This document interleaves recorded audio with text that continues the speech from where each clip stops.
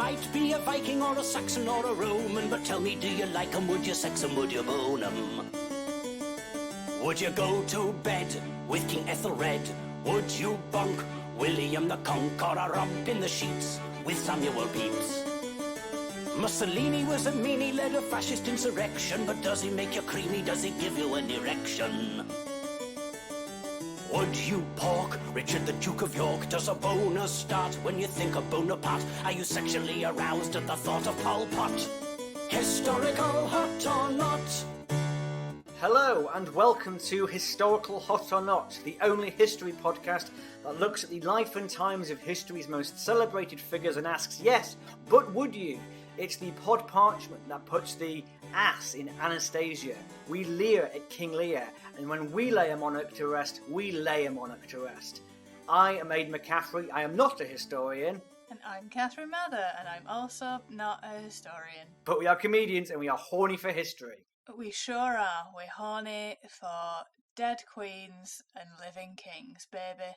Get a bit of that Charlie 3 action. If you were to die, it's a big if, but if you were to die, Aidan, would you find it respectful to have your body paraded through the streets, through two nations, whilst people just took photographs of it? Only two nations. When I die, I want my body to be treated like the Olympic torch, basically, and be paraded basically all around the world. I want well-wishers like lining up. I want people making their babies kiss my cold dead corpse. And then I want to be embalmed like Lenin and put in a big mausoleum so just people can just come and see me. Why they'd be coming to see me, I don't know. People would be like, why are we seeing this guy? I don't know, he was an open mic comedian for a few years in England, but they decided his body was worth putting on display. It's like, oh, interesting, sure, yeah. I love the idea that you're on fire as well, like the Olympic torch. Just a flaming, stinking corpse. I mean, I might not make it all around the world if I'm flaming. What they could do is they could put like a little eternal flame in my belly button. So I'm like a cross between a corpse and JFK's grave. Yeah, that'd be nice. What a lovely touch. When I die, bury me in the ground I die upon. But what if you die in, say, somewhere slightly inconvenient to bury someone, like top of a double-decker bus? Guess I'm getting buried between the top and the bottom deck, aren't I? Or just under the back seat, because the back seat protrudes slightly. So you could just have that and your name on it. And they'll think it's like a bench dedication. But once the smell hits, they'll be like, no, I think she's buried underneath. I think she's buried here on this bus. Yeah. What if you go out like Elvis, on the toilet eating a burger?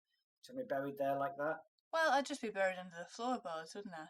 And then people would come round and be like, it's a lovely house. We like the conservatory. But what the fuck is that smell? I'm like, don't worry, it'll go away soon. When the flesh has rotted off. And they'll be like, what do you mean, the flesh? Just let the worms finish their job and it won't smell anymore. It just needs a few more weeks. Now that we've talked about it, I don't think there's anywhere inconvenient to die in that sense. Because you can always bury someone underneath. You can always dig up and you can always shove you in there. If we learn anything from this podcast, it's that you can always shove it in there somehow. You can shove anything, as long as there's a hole, it's going in there. And the person with the hole wants you to. Hey, if it's consensual, it's sensual. That's what I've always said on this podcast. People probably think they've waited a good amount of time to make humour out of this Liz 2 dying situation.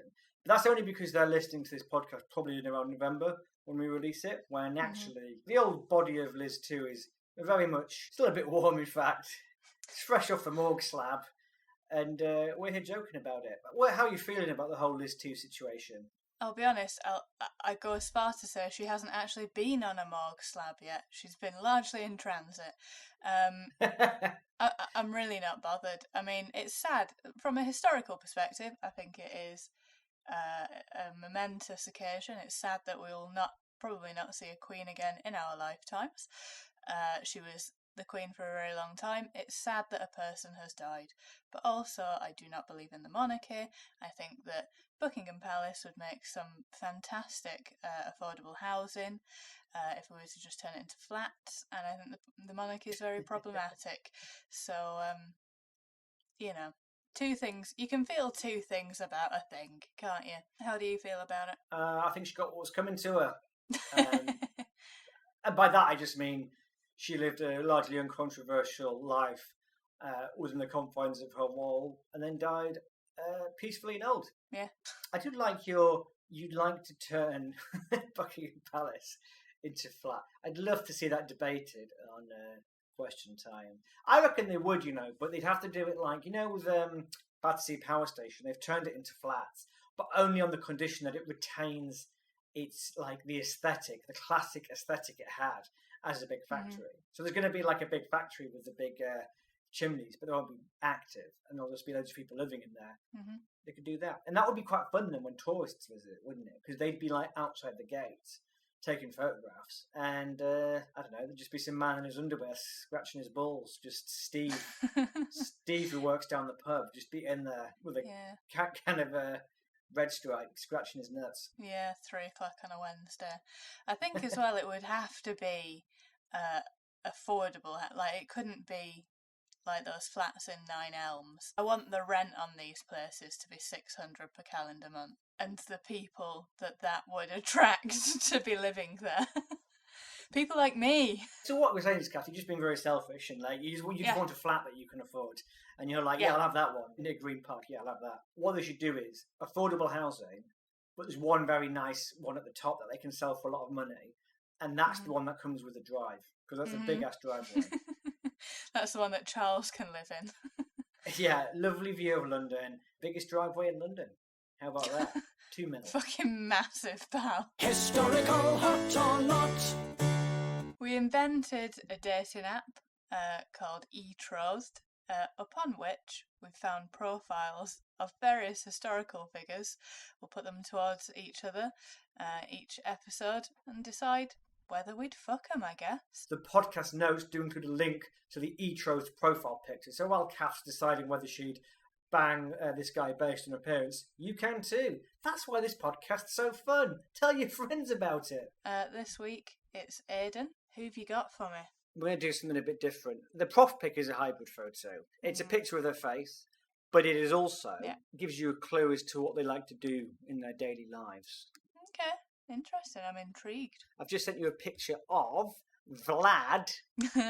He is 45 and he is from Wallachia, which is now part of modern-day Romania. So what I'll say about this picture is, again, it's a drawing, which suggests olden times. He's wearing a headpiece that is so intricate and so bejewelled, it looks like costume jewellery. It's sort of like a velvet... You know those turbans that old ladies wear, and you're like, no, don't wear that. And then it's sort of got pearls all around it, with this big old star with, is it a ruby? Like a square ruby in the middle of it. It's too garish to be nice, but it does mean that he's moneyed, so that's something I can get on board with. Yep. He's got long hair, long brown hair. Again, I quite like long hair, so go for that. Big fan of the brown eyes. A moustache. Not a massive fan of a moustache, but he can always whip that off, can't he? And this moustache looks like... It doesn't really look like a moustache as we know it. It looks like a cat's tail that he's chopped off. And that he's like sort of holding between, by forcing his upper lip to create a sort of clasp with his nose, which is quite strong. Yes. Yeah, it's like when you try and hold a pencil between... It's exactly like that. Your lip and nose. Only it's a cat's tail. So from the picture of him, yeah, he's hot. The thing that's troubling me, Aidan, is the left side of this picture. What on earth could be troubling about the left side of the picture, Kath? Describe it. I think it seems fairly uncontroversial. It's just the foreground. I don't know. I'm questioning. It's just people hanging out. It's just people hanging around, just living their lives. They are hanging around. They're hanging around on giant spikes, though, that are kind of going through through all of the really most important bits of them. And they don't look too well, actually. I would go as far, Aidan, to say that they look dead, these people. Kath, you're so over dramatic about things. I hope they're dead, actually. I think it would be a greater kindness, given what this scene looks like. Is this Vlad the Impaler? It's Vlad the Impaler. How did you figure it out? Was it the image of him next to lots of impaled people? I'd let him impale me, Aidan, thus far. Good. So, basically, his face was fit, so you didn't really give a shit about the fact that he executed quite a lot of people. You know what? As long as he keeps it away from the home and I don't have to see it, I'm not too bothered about how he earns his money. Well, so, like, as long as you don't have to get back from a hard day at work and there's just, like, the plumber impaled on a spike in the lounge. What did I say? What did I say? Outside the house. Damn it, Vlad. Yeah.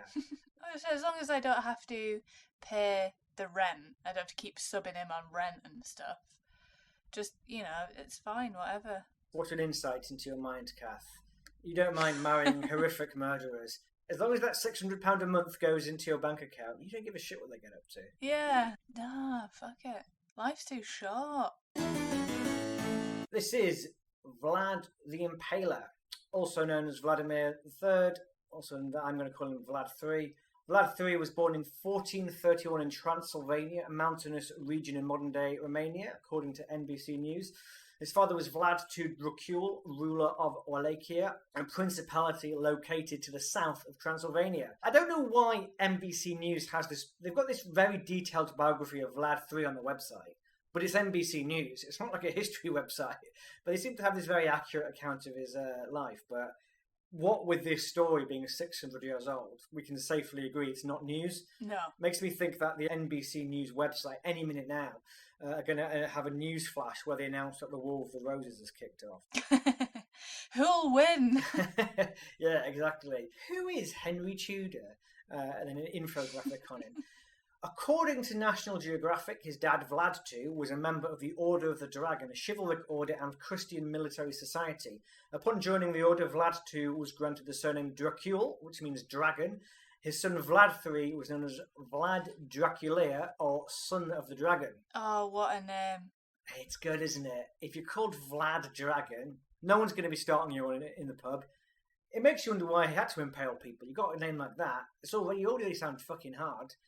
If anything, that's cooler. Son of the Dragon. For a bit of geographical context, at this time, Transylvania and Wallachia was sandwiched between Christian Europe and the Ottoman Empire. So it was often a scene of bloody battles and the tug-of-war of those powers. The Crusades were largely over by this point, but that struggle still kind of continued through that period. Wallachia was very much the boxing ring of the Crusades, with the forces of Christian Europe in the white corner, wearing little white shorts with a red cross on it, and the Ottomans in the red corner, wearing little red shorts with a white crescent moon and star on them. 15 rounds, ding ding, the prize is Jerusalem. First round, Christians win in a decisive victory capturing Jerusalem. Second round, the Muslims pin Christians to the rope and recapture Jerusalem. Third round, Christians come out punching, but the Muslims retain Jerusalem. If it's unclear, a round in this skit represents an entire crusade. Fourth round, fourth crusade. Christians punch out the Muslims' gum shield. Undeterred, pull a surprise, capture Constantinople. Fifth round, Muslims deliver a strong uppercut. With victory, they retain Egypt. Sixth round, Christians come storming back with a strong left hook and recapture Jerusalem. Seventh round, Muslim comeback. They've retained Jerusalem. Eighth round, a draw, no land exchanged. No knockout, where the Ottoman Empire wins the fight on points, retains Jerusalem, and will next fight for control of Jerusalem, the Holy Land, against the Allied powers in 1914. We'll have to wait and see how that one pans out. I'm going to add some ding-dings to that, so if you didn't find it funny, Kath, it'll sound hilarious on the podcast. Oh, yeah, no, it was great, well done. Big fan. We'll come back to the Crusades at some point, as I'm sure you're aware, this won't surprise you. What I just did was a gross simplification of hundreds of centuries of war. But that's the benefit of it being 1,000 years ago. You can just sort of brush past it. Muslims kind of won the Crusades because they kept Jerusalem. But the church actually did very well out of Crusades. They were much richer and they'd expanded their power afterwards. The church was basically like Didn't want Jerusalem, actually. Not interested. I just wanted to increase the transport networks in Europe, actually. Not interested in the Holy Land. Yeah, and it's weird, isn't it? Because, now you would never think of a country making, money out of war. Well, yes and no. I mean, America was really rich after the war. After World War One, I think they'd hoarded all the gold reserves or something mad. So they were just fucking loaded. And then... I'll be honest, Aidan, I was taking the piss there. Oh. Because everybody makes money out of war. We, as a nation, are currently making money out of war. Kath, you need to set off the satire siren if you're going to make satirical points like that. Otherwise, it's just going to go straight over my head. I'm sorry. Wah, wah, wah, wah. This is why my comedy career is not going well, because when jokes are thrown at me, rather than yes and it, I know, but, and go into a very serious explanation of how economics works in warfare. According to NBC News, in 1442, Vlad II was called to a diplomatic meeting in Gallipoli with the Ottoman Sultan Murad II, and he brought his young sons Vlad III and Radu. But the meeting was actually a trap. All three were arrested and held hostage. The elder Vlad was released under the condition that, wait for it, he leaves his sons behind. Now, I quite like this because I like the idea of the dad leaving the cell, goes to have the negotiation about what's going to happen, and then he comes back and says, all right, kids, I've got some good news and some bad news. The good news, Christmas is back on. The bad news, you two won't be there. Cool, see you later. I'll send you a card. Bye, love you. Bye. I'll visit every week. Well, not every week. Gallipoli is quite far. I'll be every 6 months. You'll be fine. Yeah, you'll be fine. Come, just don't bend over in the shower, and I'll be back in 6 months, maybe, depending on the weather. Me and your mum can have more kids. It'll be all right. Don't worry. Stop crying. She's still fertile. It's fine. Don't worry about it. He was quite young as well. He was aged, because we don't know his birth yet, but he was definitely aged between 11 and 14 at this point when his dad sold him out for jail time. I like how most parents are like, I'd do anything for my kids, anything. This guy's like, I'll do anything for my kids except jail time, even if the alternative is them facing jail time, because I know what goes on in their showers, and I wouldn't wish that upon myself. My sons maybe, but absolutely not myself. No. So did he leave with a plan to go back and get them, or was it just bye forever? It looks like it was bye forever. It's worth pointing out the power dynamic, because as I mentioned, that Wallachia is sandwiched between greater powers, and they are very much in thrall to the Ottoman Empire. They often have to give them tributes, and apparently back then this wasn't that uncommon that you just keep their children as a little bit of insurance. So it's sort of, wow. I mean, quite funny 600 years later, because tragedy plus time equals humour. But at the time, probably not very funny to young Vlad III. No, and also, people died in childbirth so hard, so frequently, and to just have and kids died as well. So I've managed to have raised a child to 11, and then for some cunt to just be like, I'm having that. No! Yeah. Oh, God, you have no idea. Yeah, these two sons could be the only 2 of 9 that survived to adulthood, and the dad, and he gets home and the wife's like, "Where's the kids?" It's like, yeah, about that. You know how we spent 10 years trying to conceive a child that would last longer than 5 minutes? Yeah. Well, I've sort of left them in the Ottoman Empire in prison, but hey, we've always been talking about what we do when they went off to uni. It's just come a little bit earlier. Hey. Let's go on that caravan holiday we always said we'd do. Incidentally, I have guaranteed Kath's loyalty to this podcast by keeping her sister locked in my basement. So the practice continues to this day. Yeah, she loves it down there, though. Oh, yeah, she does. I've sent some men to bukkake her, and she's having a whale of a time. Hi, Helen. According to NBCNews.com, under the Ottomans, Vlad and his younger brother were tutored in science, philosophy, and the arts. Vlad also became a skilled horseman and warrior. According to some accounts, however, he may also have been imprisoned and tortured for part of that time. Again, aged 11 to 14 at the point of capture. It's presenting 2 very different pictures of his life as a prisoner. On one hand, he's being tutored and educated in lots of things, fighting, philosophy, science, but also a suggestion he may have been tortured. The prison guard must have been like, in the morning we're going to drive screws into your nails, but after lunch it's potato prints. Yay! let's go ride horses, but not until I've broken your arms. Yeah, No. exactly. According to Wikipedia, Vlad's brother and father were murdered after John Hunyadi, the regent governor of Hungary, invaded Wallachia in 1447. Hunyadi installed Vlad's second cousin, Vladislav II, as the new voivode, which is sort of the name for the military leader, maybe kind of like their king type person. In late 1448, Vlad III led an Ottoman army into Wallachia and was briefly in charge, but his cousin returned and Vlad sought refuge in the Ottoman Empire before the end of the year. This is there's a lot of stuff going on here. Yeah, he was sort of prisoner, but he's still nominally on the Ottoman side, at least at this point. So they'll send him in as someone with a legitimate claim to the throne to try and take over. Okay. According to Wikipedia, Vlad III invaded Wallachia with Hungarian support this time, in 1456, and Vladislav II died during the invasion. According to NBC News, legend holds that he personally beheaded his opponent, Vladislav II, his cousin, in one-on-one combat. Amazing. Kath, what's the biggest beef you've ever had with a cousin? Oh, God. I have quite a lot of cousins, but I guess they're all okay. So you've never got out of prison, gone home, and just found them in your room, living your life, and they're like, "Oh, Kath, whoa, wasn't expecting you out of prison so early." And you're like, "Well, I behaved really well in there, so they let me out earlier." What are you doing here exactly? Because that seems to be what's happened with Vlad coming out of his Ottoman jail. Yeah, I mean, usually whenever I've gotten out of prison before, I've just gone straight to the chip shop, and that's given whoever was in my room time to vacate it. Yeah. I'm going to get some scallops. You've got 20 minutes to sling your hook. Exactly. That's just the polite way of doing it. You don't hang around.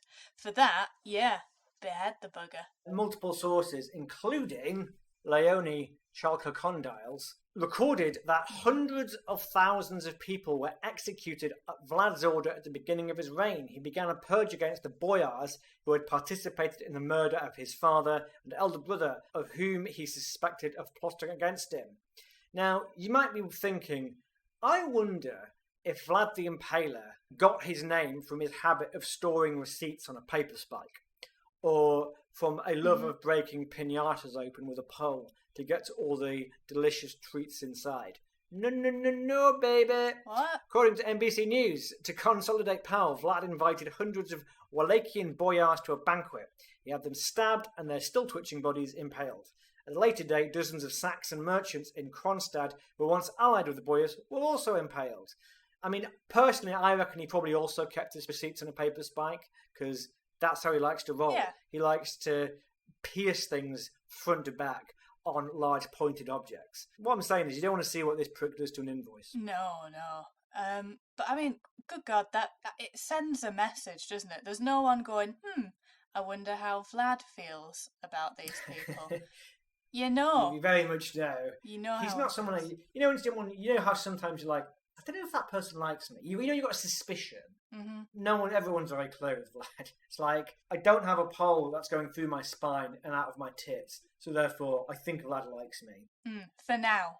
You did actually hit on something with your keen historical mind there, Kath. He is sending messages, and very specifically because Wallachia, as I've said, it's not a big power. And I think this is the only thing he can wield power-wise. Because these stories that I'm describing about him, murdering hundreds of people in one go in the most brutal manner possible on spikes, and the spike sometimes isn't just going back to front. Spike's sometimes going anus to mouth all the way through. Oh God, you don't have anus in your mouth, do you? The people at the time said that was the worst thing. Not that every internal organ had been burst open, but they were like, I can taste anus in my mouth. And I'm not even rimming someone. This is the worst day ever.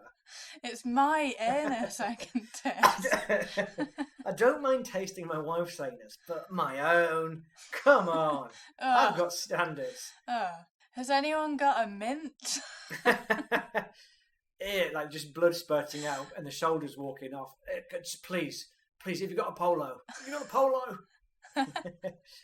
Have mercy. Have mercy. Give me some spearmint now. Also, I reckon if I had to stab 100 people, I couldn't do it alone, because after the first one, people had realised what was going on as you went for the second. So how many people do you reckon he had to stab 100 people? That's question one. Question two, how do you think he managed to get those people to shut the fuck up? Because everyone would be gossiping. Like, are you coming to the stabbing tonight? I mean, the party. Answer to question one is, I think I'm British, so I can only assume that when Vlad said, I'm going to impale everyone here on spikes, they just formed an orderly queue. And that their only annoyance with the situation was queue jumpers, or when the queue becomes indistinct and it's unclear where one person ends and one person starts, because as British people, that's very much our annoyance. And they didn't have wristbands back then either. So I suspect the impalers probably quite enjoyed it. yeah. So actually, their excitement at it was probably made it sound like the victims were going to something quite fun. Like, are you coming to the meal tonight? Well, it's going to be so good. Why? What's you got on store? I don't want to spoil the surprise. Oh my god, it's going to be great. This dinner's going to be great. It must be like a 5-course meal. Look how excited the guys are. They've even got their knives ready, and their knives are 6 foot tall. I think they booked Adele to sing. Kath, Vlad is now beginning to earn his name, Vlad the Impaler. What would your definite article nickname be based on what you've done in your life so far, if anything? Kath the lie downer, I guess. Kath the lazy. Kath the horizontal. Yes. No, that makes me sound slaggy, and it does. I haven't got the social skills to be slaggy. Oh, mate, if you're worried about pulling, don't worry. Kath the horizontal's going to be there tonight. Lord, that I could. That's actually a thread in this podcast, is you genuinely wishing you had the confidence to get banged on a regular basis by a large number of men. Alas. Will I ever live that dream? What would your name be? Mine would be Aidan the Room Killer. Mm. And that's based on how my stand-up career has gone so far. You set up a good vibe, I will drive that vibe into the ground, creating a hellish vacuum of no comedy for the next act to have to deal with. Yeah, and also murder people as well. According to National Geographic, sometime during this period, Vlad III seems to have switched sides in the Ottoman-Hungarian conflict, gaining the military support of Hungary.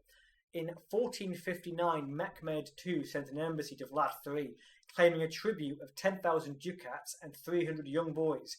When the diplomats declined to remove their turbans, citing religious custom, Vlad III saluted their devotion by nailing their hats to their heads. Kath, what's the rudest thing a house guest has ever done to you, and what's the bloody cruelty that you meted out as punishment for it? I guess not taking their shoes off at the door. Classic, you know how it is. And what I did was I mean, it wasn't too harsh, I don't think. It was justified. I kneecapped them. You kneecapped it? Yeah. Didn't do it again. I thought you were going to nail their shoes to their feet. But kneecapping sends a stronger message, I think. It does, yeah. Because it hurts. Just bloody bad. The rudest thing a guest's ever done to me is they've not brought beer, and then they've drank all my beer. Ugh. And what I did was I cut open their stomach and I nailed a can of Red Stripe to their bladder and said, "There, enjoy your beer, mate." I thought you were going to say you just drank the beer from their stomach, but your idea is much better, you're right. According to Miranda Twiss's book, The Most Evil Men and Women in History, in 1462, in a letter to Corvinus, Vlad III bragged, "We killed 23,884 Turks without counting those whom we burnt in homes or the Turks whose heads were cut by soldiers." Now, what I don't get is, if you've counted 23,884, why not also count the burn victims and the head cuts? Like, you've got so far. Like, hell of a job. You've counted all those bodies. And this is before the spreadsheets exist. It does feel weird to be so meticulous on the one hand, and on the other hand be like, oh, and the people in the houses. Yeah, we killed 23,884 people. What about people you burnt to death? Who cares? You're only a person if you're outside. If you're inside, you can fuck yourself. People know that agoraphobics don't have souls, so we don't count them as people. Yeah, I mean, we do. Yeah, we're joking. We are agoraphobic allies on this podcast. Yeah, so he killed a lot of Turks. There was probably a great shortage of barbers. I don't know if that joke's racist or not. I'll decide later and maybe cut it out. NBC News NBC News website says on one occasion he reportedly dined among a veritable forest of defeated warriors writhing on impaled poles. It's not known whether tales of Vlad III Dracula dipping his bread in the blood of his victims are true, but stories about his unspeakable sadism swirled throughout Europe. Say what you want about Vlad's cruelty. Stalin did not eat his porridge in the gulags. Mao did not eat his dumplings in the wheat fields. No. He's owning his shit-headedness. He is, and I kind of respect him for fully embracing, because I think politicians now, they're unblemished by war and the shit that they cause, aren't they? They just say things and in their palaces, and horror happens and they never have to witness it. So I do respect him for being like, no, bring the horror to me. But imagine how badly that dining room must smell to have loads of people just impaled. That'd put me off my food, and for that reason, I'm going off him. Up until now, you've been like, this is a valid sexual partner. Mm-hmm. But once you heard he eats among dead bodies, thing is though, I don't think they would smell. I think as long as you got out there with your fish and chips immediately, you know what I mean? Like if you wait around a week, then yeah, it's gonna fucking stink. But if you're just like, are they freshly spiked? Are they freshly impaled? They are, but you shit yourself though, don't you, when you die? Just everything comes out. But I sort of feel back then, I just assume everything stunk of shit. Because there's no, like, sanitation or anything. There's no toilets. Yeah. So I just think everything stinks of shit. So it's got to be... That's probably not an issue. Yeah, fair enough. No, I'm back in. All right. I always eat my lunch just writhing around on my own shit anyway, so it wouldn't even bother me. Kath, if you were dipping your bread in the blood of your victims, would you butter the bread first or not? Yeah, I'm not a monster. Vlad III could be a dick to his own people as well as Ottomans, according to National Geographic. To get rid of the homeless people and beggars, whom he viewed as thieves, he invited a large number to a feast, locked the doors, and burned them all alive. Oh. Kath, you know when a city hosts the Olympics or something and they try and sort out the homeless problem?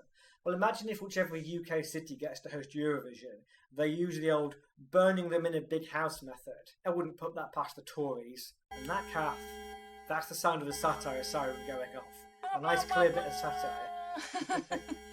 Yeah, well, I mean, it doesn't actually count as killing people, does it, if they're inside? So... Yeah. Yeah, because we've established they don't have souls. No, you'd have to include them in the war dead. So... Exactly. And you don't have to put their name on a cenotaph. In total, according to NBC News, in total, Vlad is estimated to have killed about 80,000 people through various means. This includes some 20,000 people who were impaled and put on display outside the city of Togovist. The sight was so repulsive that the invading Ottoman Sultan Mehmed II, after seeing the scale of Vlad's carnage and the thousands of decaying bodies being picked apart by crows, turned back and retreated to Constantinople. This is what I'm saying. He's not a big power, but he's literally just turned back one of the two biggest world powers in the world by putting these bodies on spikes. This abject cruelty that he has is his biggest weapon. He's willing to go further than anyone else. In a way, he's like Trump. Trump's rhetoric is terrible, and that's his power.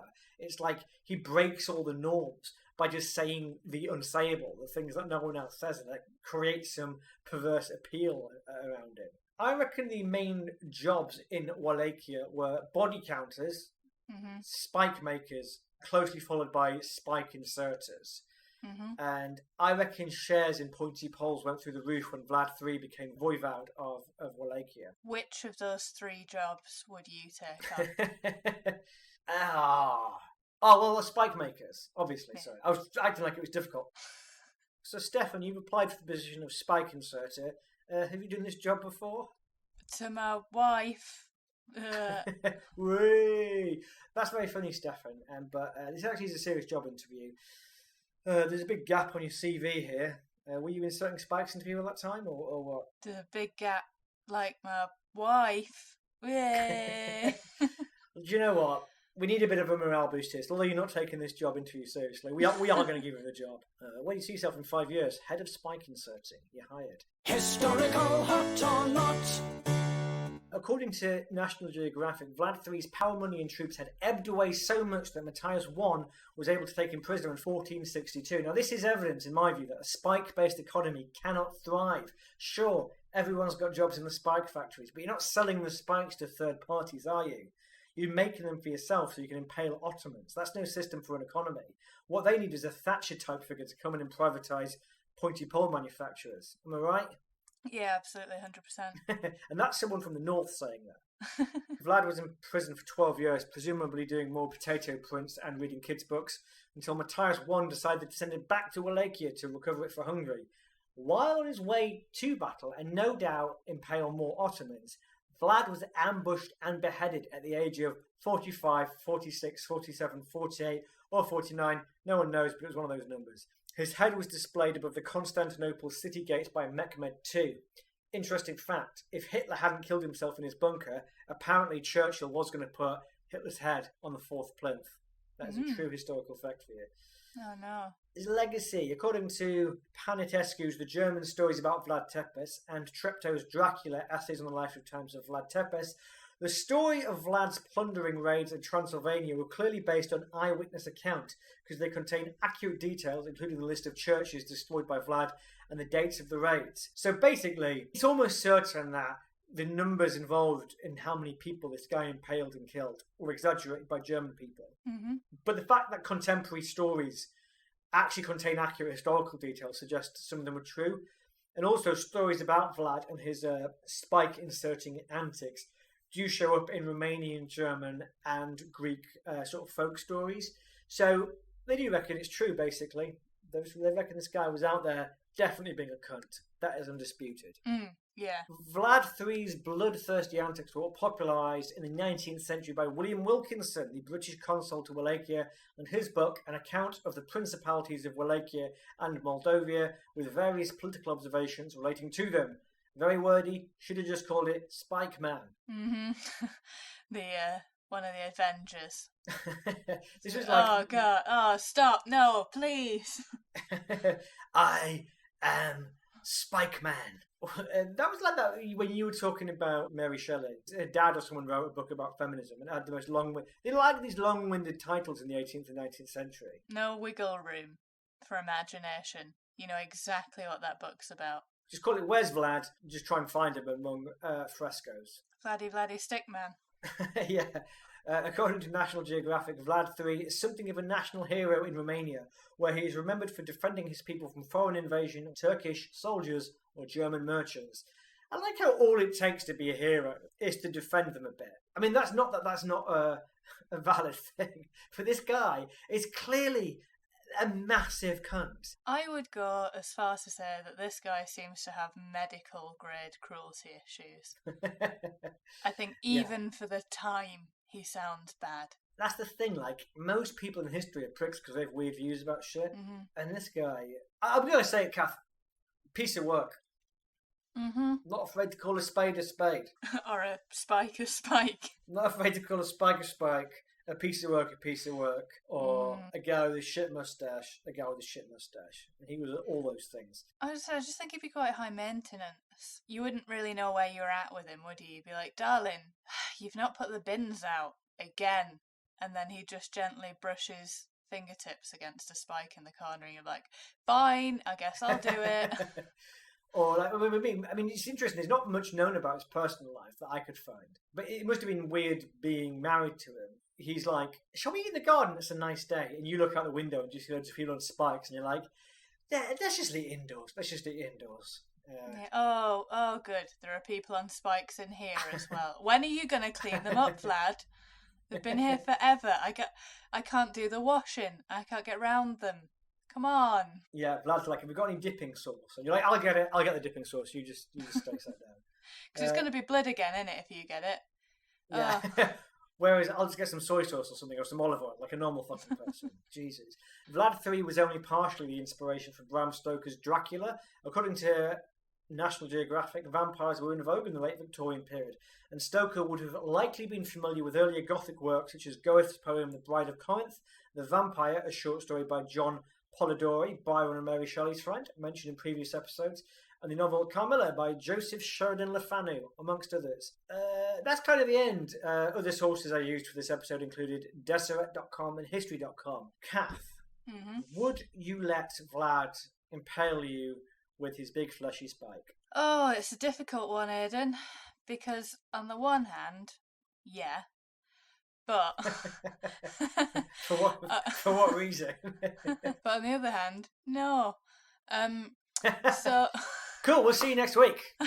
Nice clicker answer from Kath there. yeah. Well, so on the one hand, he's quite a good-looking lad.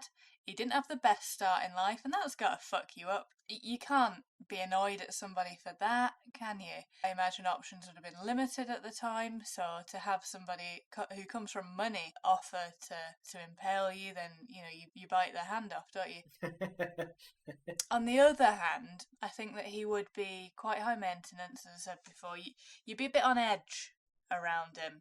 You'd be worrying about what you say, wouldn't you? I was just say, I think for that reason, it'd be a no. As much as I want it to be a yes, I just think he's a bit mad. But like, not mad in a kooky way, like in the early noughties when everyone was, when people would just be like, "Oh, cheese, isn't that random?" And you're like, no, shut the fuck up. I mean, I couldn't tolerate that level of quirkiness, of mentalness, let alone having dead people in your house all the time. Having a guy at work who sometimes puts a whoopee cushion down, tolerable. Insane bloodlust, not so much. No, it doesn't turn me on. You raise a good question, Kath, that I sometimes think about when I listen to Evil Genius, the very good BBC podcast hosted by Russell Kane, which is they will be quite forgiving if someone had a fucked up childhood, even if they were awful as an adult. But at what point does the awfulness cross over into something that is not attractive? A 10,000 impaled Turks, are we okay with that? But once it crosses over to 2001, are you like, this wide on is closing, baby? How does that work? My minge made the Microsoft Office closing down sound. And it did it very specifically at the 20,000th Turk that you impaled. I don't know. I would say any murders would be perhaps too many on a personal level. You have always frowned upon murder. I have. Okay, I'm going to pitch something to you, Kath. Yeah. One extra thing to consider. We don't know anything about his personal life. What if he's lovely? And the only reason I ask that is because I think there must be a lot of people who are married to people who are quite charming and nice and loving. What your partner tells you about their day job, you just take it at their word. But I reckon there must be a lot of people who don't realise that they're married to just horrendous pricks who just treat their work colleagues like utter shit. Well, and what if Vlad's like that? What if his partner doesn't know how much of an a-hole he is at work, just how much of a horrible boss? And that's effectively what he is.